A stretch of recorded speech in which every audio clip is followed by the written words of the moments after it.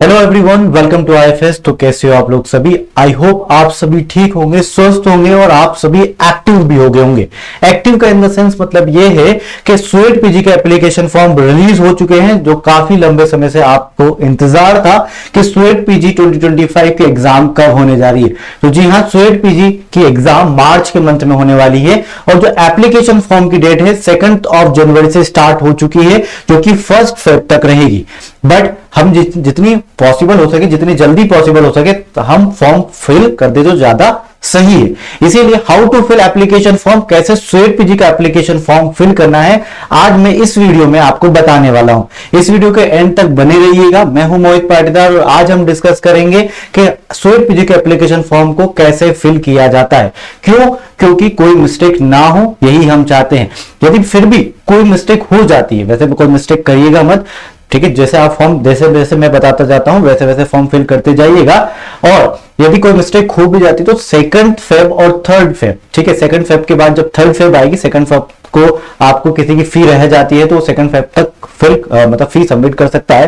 But 3 Feb से और 5th Feb तक लेकर 3, 4 और 5th फेब तक आप करेक्शन विंडो में ओपन रहेगी, करेक्शन कर सकते हैं। बट चलिए एप्लीकेशन फॉर्म को कैसे फिल किया जाता है स्टार्ट करते हैं। सबसे पहले मैं आपको बता देता हूं कि कैसे आपको करना होगा। सबसे पहले आपको गूगल पर जाना होगा स्टेप बाय स्टेप में और आपको टाइप करिएगा स्वेट पीजी 2025। ये एनटीए की स्वेट पीजी एनटीए 2025 ऐसा कर सकते हैं। स्वेट पीजी 2025 ये लिंक सबसे पहले आपके सामने ओपन होगा। ये भी आप ही के सामने ओपन किया है। तो जैसे ही मैं इस पर क्लिक करता हूं, जैसे ही मैंने क्लिक किया तो ये वेबसाइट मेरे सामने कुछ इस तरीके से ओपन होगी, ठीक है। कि sweat PG 2025 registration window is live now लिखा है ऊपर, क्लियर है।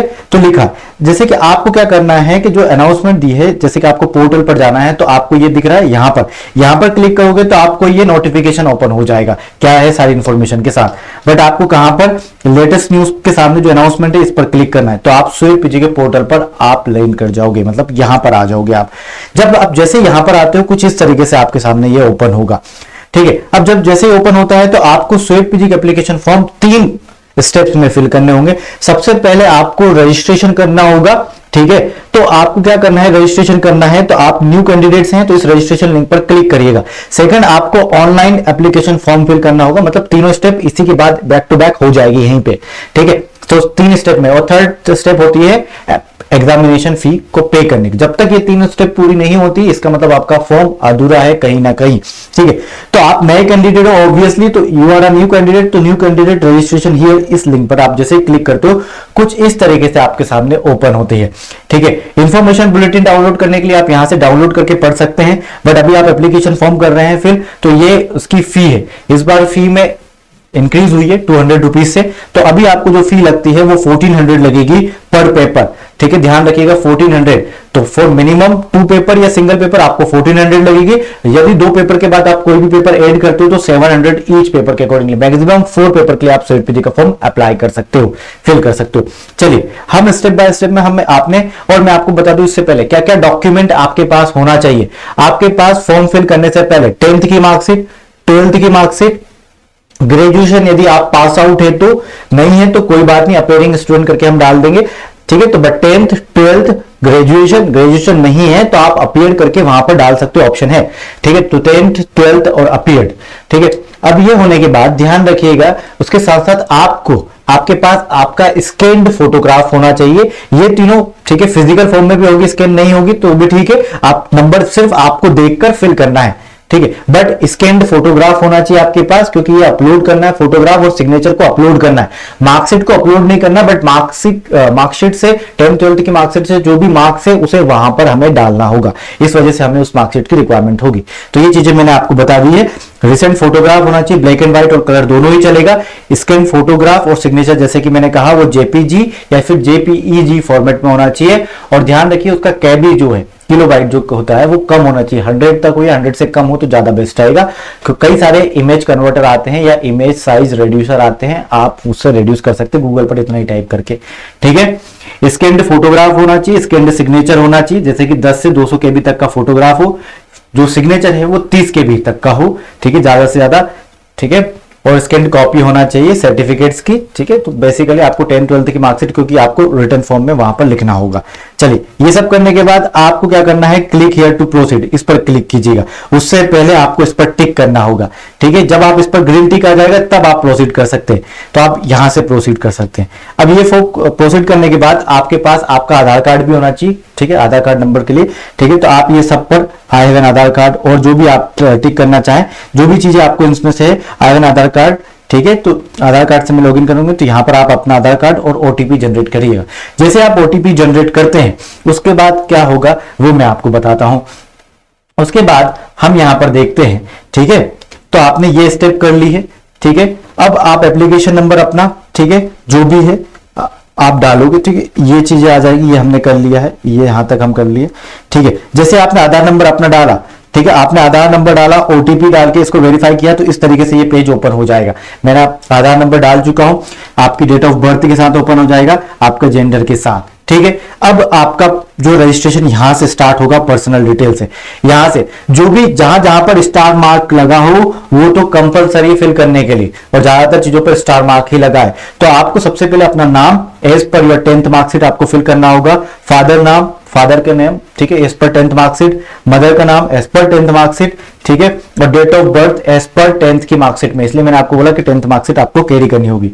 उसके बाद हम बात करें कि जैसे आपने फॉर्म को फिल किया, फॉर्म फिल करने के बाद जैसे कि यहां पर आता है कि आपकी आइडेंटिटी क्या है, ठीक है, जेंडर के बाद नेशनलिटी क्या है, आइडेंटिटी मतलब गवर्नमेंट आईडी जो भी आप कैरी करो, आधार कार्ड, तो आधार कार्ड का नंबर, फिर आपको अपना एड्रेस डालना होगा, एड्रेस जो प्रेजेंट एड्रेस है। अब लोगों के दो एड्रेस होते हैं, सर मेरा परमानेंट एड्रेस मेरे घर का है और अभी मैं बाहर रह रही हूं या बाहर हूं सर, तो वहां का या किसी पीजी में हूं या फिर कहीं पे भी वहां का एड्रेस डाल सकते हैं क्या?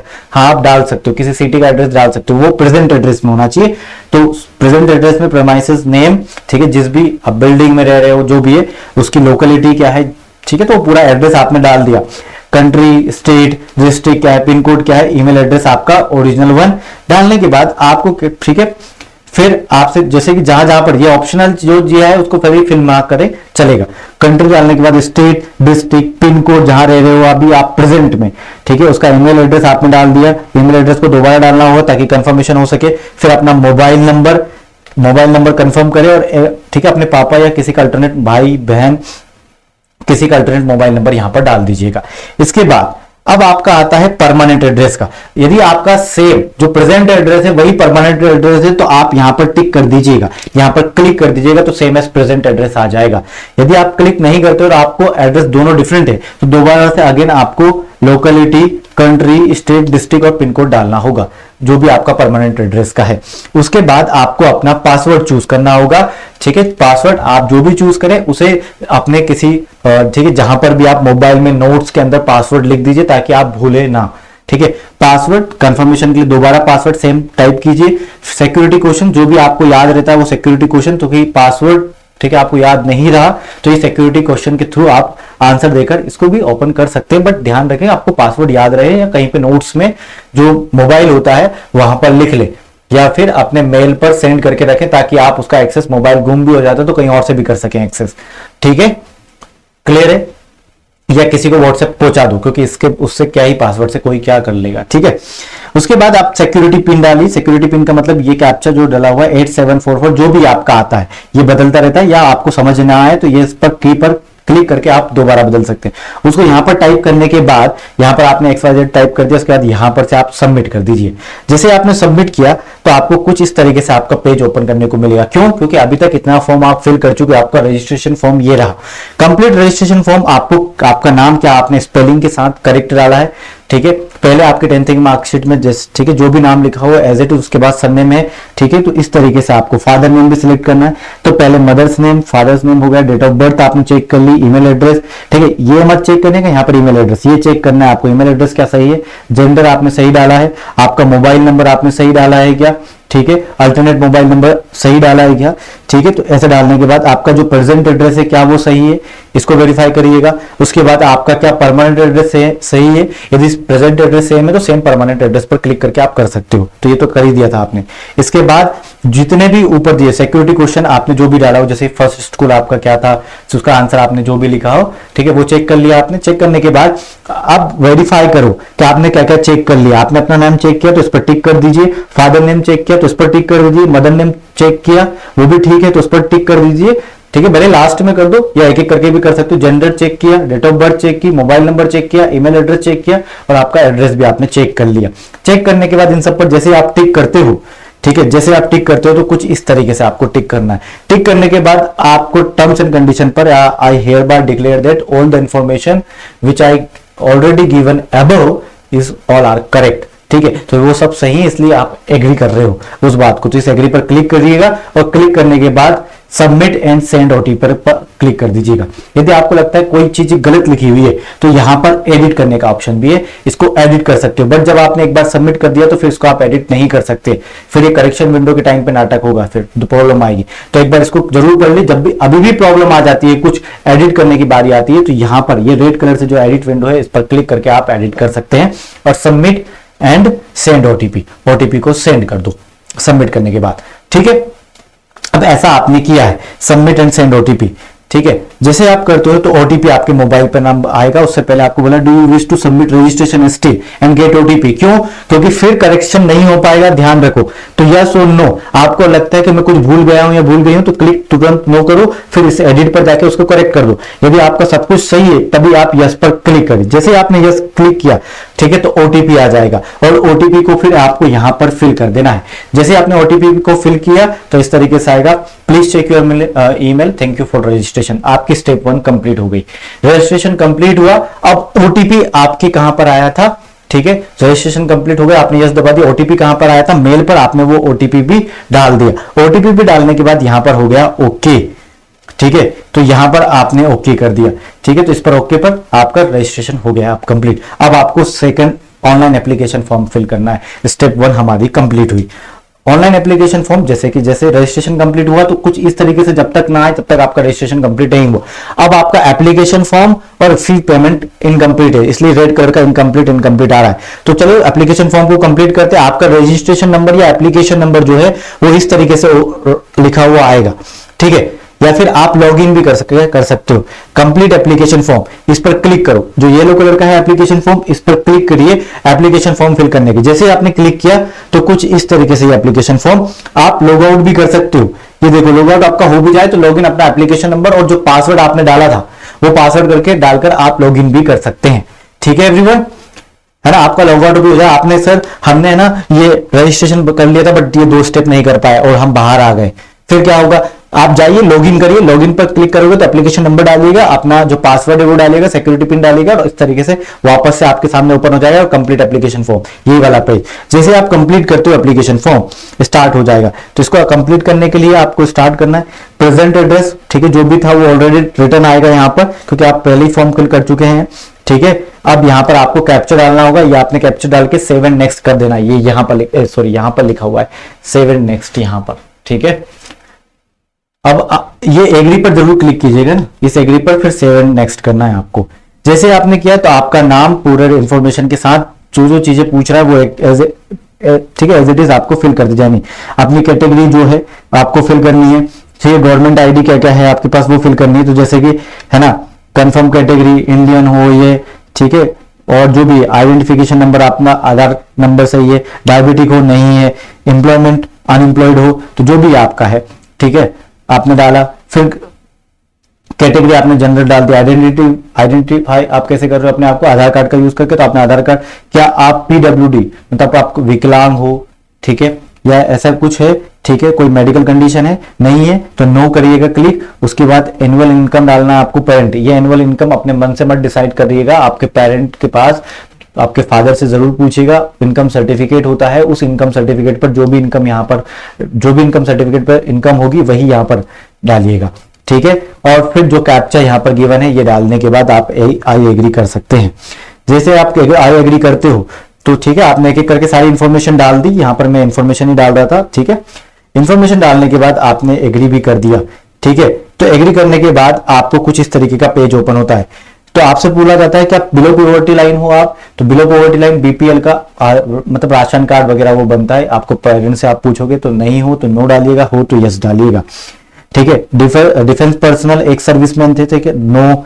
जो भी है कश्मीरी माइग्रेंट हो नहीं हो तो नो, या एमसीसी कोटा, ठीक है, तो वो भी लगेगा तो नहीं लगेगा ज्यादातर लोगों का। स्पोर्ट्स कोटा से हो तो यस और नो सिलेक्ट करना है ऐसा, और ठीक है यूनिवर्सिटी के एम्प्लॉय हो तो कुछ इस तरीके से आपको चेक करना है, ठीक है। तो उसके बाद आपको ये कैप्चा, जो भी आपको कैप्चा आएगा, ठीक है, वो यहां पर डालना होगा। डालने के बाद आई एग्री और फिर सेव एंड नेक्स्ट यहां पर आता है, ठीक है। ये जस्ट यहां पर है सेव एंड नेक्स्ट, आपने वो क्लिक किया जैसे, ठीक है। तो ये चीजें हो गई हमारी, सेव एंड नेक्स्ट हो गई। फिर उसके बाद हमसे बोला जाएगा एग्जाम सेंटर की चॉइस, ठीक है, कि आप पहले कौन सी चॉइस। तो पहले आपने नियर बाय या जिस सिटी में आप हो वहां पर एग्जामिनेशन सेंटर है या नहीं है उसको सिलेक्ट करिएगा। एग्जामिनेशन स्टेट को पहले, तो स्टेट में, ठीक है, कौन सी सिटी को आप पहले सेलेक्ट करना चाहते हो, ठीक है। तो आपकी स्टेट यदि महाराष्ट्र है तो महाराष्ट्र में किस सिटी को, कौन कौन सी सिटी ऑप्शन में ऑटोमेटिक ओपन हो जाएंगे। फिर सेकंड एग्जाम स्टेट क्या होगी, यदि सेकंड एग्जाम स्टेट, क्योंकि मल्टीपल सिटी, तो सेकंड एग्जाम स्टेट भी आप महाराष्ट्र डाल सकते हो, फिर दूसरी सिटी सिलेक्ट कर दीजिएगा। थर्ड स्टेट आप फिर महाराष्ट्र डाल के थर्ड महाराष्ट्र में सिटी को कर सकते हो, ठीक है। और फिर लगता है कि ये सिटी मेरे या दूसरी स्टेट वाली नियर बाय सिटी है मेरे पास, तो आप वो दूसरी स्टेट डालकर उस सिटी का नाम यहाँ पर मेंशन कर सकते हो। इस तरीके से आपको करना है। अब क्या करना है, 4 चॉइसेस रहेंगे आपके पास, वो आपने कर दी। उसके बाद ठीक है फादर, या ठीक है फादर का या गार्जियन जो भी है आपकी देखभाल करने वाले फादर, ठीक है, तो उनका एजुकेशन आपको यहाँ पर डालनी होगी। फिर उनका ऑक्यूपेशन क्या है वो आपको डालना होगा यहाँ पर, ठीक है। फिर मदर का ऑक्यूपेशन क्या है और मदर की एजुकेशन क्या है वो डालने के बाद आपको एक कैप्चा डालना होगा, जो भी कैप्चा आपके सामने आता है, ठीक है। फिर आई एग्री करके सेव एंड नेक्स्ट अगेन कहां पर आएगा, यहां पर आएगा। ये आ गया सेव एंड नेक्स्ट, ठीक है। सेव एंड नेक्स्ट पर जैसे क्लिक करते हैं तो कुछ इस तरीके से अब ओपन होगा, ठीक है। तो आप सिलेक्ट फॉर किसके लिए सिलेक्ट कर रहे हो, ठीक है। अच्छा ये मैंने पहले डायरेक्ट बता दिया। सिलेक्ट फॉर स्टूडेंट पीजी 2025 किस पेपर कोड के लिए, तो आप मल्टीपल पेपर कोड टाइप कर सकते हैं। आप मैथमेटिक्स के लिए सिलेक्ट कर रहे हो या फिर लाइफ साइंस के लिए, आप हॉर्टिकल्चर के लिए भी 4 पेपर सिलेक्ट कर सकते हो। तो आपको 4 की एप्लीकेशन फॉर्म, मतलब यदि आप टोटल फी मैं आपको बताता हूं, यदि आपकी फी, ठीक है, एक पेपर के लिए फॉर्म भर रहे हो तो 1400 लगेगी, 2 पेपर के लिए टिक कर रहे हो तो भी 1400 ही लगेगी, ठीक है। और 3 पेपर के लिए कर रहे हो तो प्लस 700, ठीक है। और एक और 4 पेपर के लिए कर रहे हो तो फिर अगेन प्लस 700 पर, ठीक है। मैक्सिमम इतनी फी लग सकती है और इतने ही फॉर्म आप फिल कर सकते हो। मिनिमम आप 2 फॉर्म फिल करें, क्योंकि 2 की फी आपसे ले रहे हैं वो 1400। आप एक भी करते हो तब भी आपसे 1400 ही लेंगे, ठीक है। इस तरीके से करने के बाद आपने selection choice of the city भी डाल दिए, ठीक है। चॉइस ऑफ द सिटी के पहले ही आपका मतलब ये पूछ लिया जाएगा, ठीक है। इसके बाद क्या होगा, आई एग्री करके आपने कर दिया, सर डाटा सेव्ड हो गया सक्सेसफुली, ओके आपने कर दिया। जो भी पेपर कोड आपने डाला होगा, जिस पेपर कोड वो उस तरीके से, एक डाला है तो वो एक ही लिखा कर आएगा यहाँ पर, और जितने भी डाले आपने उस तरीके से ओपन हो जाएंगे, ठीक है। अब यहाँ पर आपको आई एग्री करके फिर इसको नेक्स्ट कर देना है, ठीक है। तो ये आई एग्री आपने किया, ये एग्री किया, फिर नीचे वाला एग्री किया आपने, और कुछ इस तरीके से डाटा सेव्ड सक्सेसफुली आपका आ गया है। अब आपको क्या करना है कि अपने 10th की मार्कशीट का, ठीक है, आप पास हुए क्या हुए तो पास का वो डालना है, ठीक है, ईयर डालना है पासिंग का। अपने 10th की मार्क्स याद हो तब भी मार्कशीट में से देख कर डालिएगा प्लीज, ठीक है ना। कौन कौन सी कोर्स स्ट्रीम थी, ये सब, बोर्ड, यूनिवर्सिटी क्या क्या थे, रिजल्ट मोड क्या था, ठीक है, जो भी सब चीजें हैं 10th 12th की मार्कशीट में सब कुछ लिखा होगा, जो भी यहाँ पर पूछा गया है, ठीक है, वो सब कुछ लिखा है आपकी मार्कशीट में। तो देखो यहाँ पर, ठीक है, तो 10th की मार्कशीट, 10th इंस्टीट्यूट का नेम, आपका जो भी स्कूल का जो भी नाम था वो, ठीक है। रिजल्ट मोड यानी कि परसेंटेज में थे या सीजीपीए में, कुछ लोग होते हैं सीजीपीए में सीबीएसई वाले, और स्टेट बोर्ड का परसेंटेज में आता है, वो डालना है। टोटल मार्क्स यदि परसेंटेज में लिख रहे हो, टोटल मार्क्स कितने थे, आउट ऑफ टोटल कितने आपको ऑब्टेन हुए, ठीक है, वो यहाँ पर डालना है ताकि आप परसेंटेज में कर रहे हो तो, ठीक है। ईयर ऑफ पासिंग यहाँ पर आपने डाल दिया है। इसके साथ यूनिवर्सिटी या बोर्ड क्या था, सीबीएसई था या एमपी बोर्ड या कोई सा स्टेट बोर्ड जो भी था आपका, ठीक है ना। महाराष्ट्र स्टेट बोर्ड था तो वो सिलेक्ट कीजिए, ठीक है। मध्य प्रदेश स्टेट बोर्ड था तो वो सिलेक्ट कीजिए। जो भी आपका रोल नंबर, जो भी आपका आपकी उसमें डला होगा रोल नंबर, 10th की मार्कशीट पर भी होता है, सीबीएसई के पे भी, और ठीक है स्टेट बोर्ड पर भी होता है, ठीक है। जो भी आप जैसे ही करते हो तो यहाँ ऑटोमेटिक परसेंटेज आ जाता है, ठीक है। ये परसेंटेज आपका आ गया। अब हम 12th के बारे में जानेंगे। 12th की मार्कशीट को हम फिल करते हैं। ठीक है, तो 12th की मार्कशीट को जैसे हम फिल करते हैं, तो जैसे कि आप पास हो चुके हैं, 12th इक्विवेलेंट किस इंस्टीट्यूट से की थी, रिजल्ट मोड, परसेंटेज आप CGPA out of total marks कितने आपको मिले, यदि आप परसेंटेज करते हैं तो सो दैट परसेंटेज यहां पर कैलकुलेट होकर लिखा जाता है ऑटोमेटिक। ठीक है, ईयर ऑफ पासिंग आपका बोर्ड कौन सा था, आपने चेंज किया होगा बोर्ड, तो चेंज यहाँ पर जो भी है उसको 12th की मार्कशीट में आपका रोल नंबर क्या था। ठीक है, अब ग्रेजुएशन यदि आपने पास कर लिया है तो या अपीयर्ड हो, ये दोनों चीजें पूछेगा। आप बीएससी डिग्री के लिए कर रहे हो, ठीक है, तो आपने बीएससी लिख दिया, आपने पास लिखा तो किस ईयर में पासिंग है या अपीयरिंग है, ये लिखा हुआ आता है यहाँ पर, अपीयर्ड है तो ठीक है। ठीक है, पास कर लिया आपने जो भी है, जिस भी उसमें किस इंस्टीट्यूट से किया है, उसका रोल नंबर क्या था आपके बीएससी में आपका। ठीक है, रिजल्ट मोड परसेंटेज में होगा, पास किया है तो ही रिजल्ट लिखना है, नहीं किया तो रिजल्ट लिखने की जरूरत नहीं है, वो आपसे पूछेगा भी नहीं। ठीक है, फिर यहां पर ये कैप्चा डालना है, कैप्चा फिल करने के बाद आपको आई एग्री पर क्लिक करना है, और आई एग्री क्लिक करने के बाद सेव एंड नेक्स्ट पर क्लिक करिएगा। ठीक है, तो डाटा सेव्ड सक्सेसफुली। अब अगला आता है, आपको अपना फोटो जो कि 100 KB से कम का हो तो ही ये अपलोड होगा, तो अपलोड फाइल पर करिए, चूज फाइल पर, अपलोड हो जाएगा 100 KB से। यदि नहीं अपलोड हो रहा तो इसका मतलब समझ जाइए कि वो 100 KB से ज्यादा है या फिर वो जेपीजी फॉर्मेट में नहीं है। आप गूगल करके जेपीजी फॉर्मेट में कर सकते हैं। ठीक है, उसके बाद आपको अपना सिग्नेचर अपलोड करना होगा। ठीक है, सिग्नेचर अपलोड के लिए 30 KB मैक्सिमम साइज है। ठीक है, तो यह अगेन चूज फाइल कीजिएगा और सिग्नेचर जैसे आप करते हैं तो आपका फोटो और सिग्नेचर आपके सामने आ जाएगा। यदि फोटो अपलोड हुआ तो ऐसा आएगा, फोटो अपलोडेड सक्सेसफुली, और सिग्नेचर इस तरीके से आपका सिग्नेचर अपलोड हुआ सक्सेसफुली। अब ये होने के बाद दोनों आ गए, फोटो भी आ गया, सिग्नेचर भी आ गया। ठीक है, इसके बाद आपको नेक्स्ट दबा देना है, यहां पर सेव एंड नेक्स्ट है सही। ठीक है, सेव एंड नेक्स्ट आपने क्लिक किया तो अब आपको बोलेगा कि एप्लीकेशन फॉर्म ये फाइनल सबमिशन के लिए है। ठीक है, तो वो मैंने मतलब मोबाइल नंबर वेरीफाई कर लिए। मोबाइल नंबर वेरीफाई करने के बाद आपकी एग्जामिनेशन फी जितनी भी लगेगी, आप यदि 2 फॉर्म के लिए भरा या 1 फॉर्म के लिए 1400 लगेगा। यदि फिर आपने 3 फॉर्म के लिए भरा तो 700 इसमें प्लस कर लीजिए। यदि आपने 4 फॉर्म के लिए भरा है तो इसमें प्लस और 700 कर लीजिए। 3 फॉर्म के लिए 1400 प्लस 700, यदि 4 फॉर्म के लिए तो 1400 प्लस 1400। ठीक है, इस तरीके से यहां पर आपको देखने को मिल जाएगा। ठीक है, जैसे आपने वेरीफाई करवाया अपना नंबर, आपकी कंप्लीट डिटेल आ जाएगी। इस कंप्लीट डिटेल को पढ़ लीजिएगा। पढ़ने के बाद ठीक है, तो यहां पर ये आपने अपना नंबर डाला, ओटीपी आए। ठीक है, ओटीपी आने के बाद अपना नंबर डाल दिया, मोबाइल को वेरीफाई करने के लिए कैप्चा डाल दिया और ओटीपी भेजो आप। ओटीपी भेज दिया उन्होंने। ठीक है, और ठीक है, तो ओटीपी भेजने के बाद ओटीपी सेंड सक्सेसफुल इस तरीके से आएगा। ओटीपी टाइप किया आपने। ठीक है, अब ओटीपी टाइप करने के बाद वेरीफाई कर लीजिए हमारा ओटीपी, उन्होंने कर लिया। ठीक है, अब ये नंबर, मोबाइल नंबर भी वेरीफाई अब हो चुका। अब देखो यहां पर, ठीक है, मोबाइल नंबर जब वेरीफाई हो जाएगा तो कुछ इस तरीके से आपके सामने आएगा कि आपने जो, ठीक है, चेकलिस्ट कर लीजिए, my name, mother name, date of birth, ये सभी फिल किया है प्रॉपर तरीके से, आई एग्री और फाइनल सबमिट कर दीजिए इसे। जब इसे सबमिट कर देते हैं तो देखो एप्लीकेशन फॉर्म सबमिट हो चुका है और 2 स्टेप हमारी हो चुकी है। अब छोटी सी स्टेप बचती है जो कि फी पेमेंट की, तो ये फी पेमेंट पर क्लिक करना है, पे नाउ पर। ठीक है, पे नाउ पर जैसे क्लिक करते हो तो आपको पे नाउ कर देना है। ठीक है, जितना भी अमाउंट आएगा आपका, मैंने एक एप्लीकेशन फॉर्म के लिए करा, 2 कर लेता है तो 700 प्लस आता, और फिर 3 के लिए तो प्लस और 700 करते चले जाओ। ठीक है, इस तरीके से हो जाएगा। ओके, तो आपको आप पेमेंट कर देना है।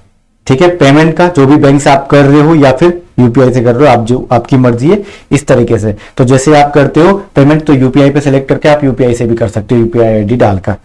ठीक है, अब ये तो आपका हो गया है ना। तो इस तरीके से एप्लीकेशन फॉर्म जब आप फाइनल सबमिट कर दोगे फी, तो आपका एप्लीकेशन फॉर्म अब फिल हो चुका है। तो आई होप आपने हर एक चीज मेरी इंपॉर्टेंट बात देखी होगी।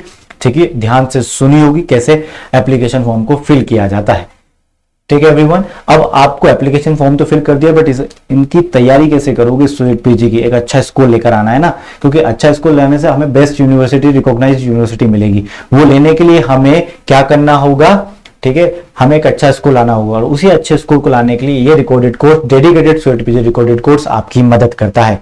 ये एक्सक्लूसिव रिकॉर्डेड कोर्स है हमारी तरफ से। जो रिकॉर्डेड कोर्स है वो अवेलेबल है लाइफ साइंस के लिए, बॉटनी के लिए, जूलॉजी के लिए, माइक्रोबायोलॉजी के लिए, बायोकेमिस्ट्री के लिए और प्लांट बायोटेक्नोलॉजी के लिए। इन सभी के लिए कोर्सेज अवेलेबल हैं।